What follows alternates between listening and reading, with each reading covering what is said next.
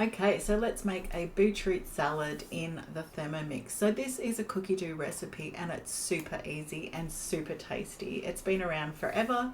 So I'm going to make this and I'll put the video on fast forward so you don't have to watch me do things really slowly.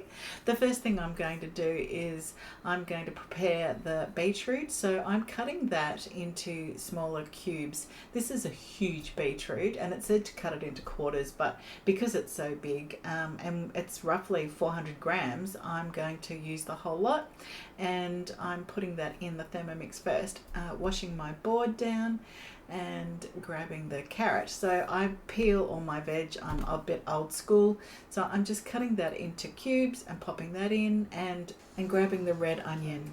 So I find cutting it into quarters to remove the skin is the easiest way to do this, and we're just putting that in quarters, believe it or not, and this will process it beautifully.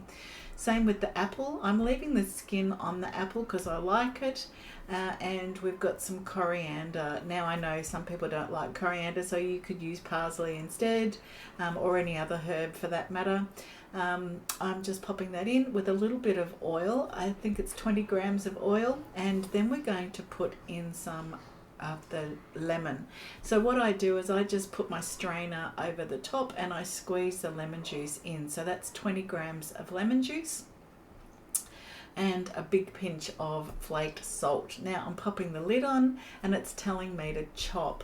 So it's all programmed in, so we don't have to worry about it. It's telling us to open the lid and scrape down, making sure that nothing caught in there, and that's it.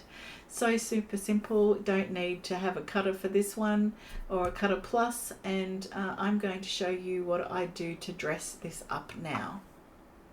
So put a large plate. I've got some beautiful fresh salad leaves from my garden, and I'm just going to place them around the outside of my plate. Popping the beetroot salad in the center, and now I'm just going to grab some of my homemade feta and sprinkle a little bit over the top. I'm going to mix a little bit of it through, but mostly leaving it on the top. Now for a garnish of a few more of those herbs on top, and that's it. So simple, quick, easy salad. Here's a close-up of what it looks like. Yum.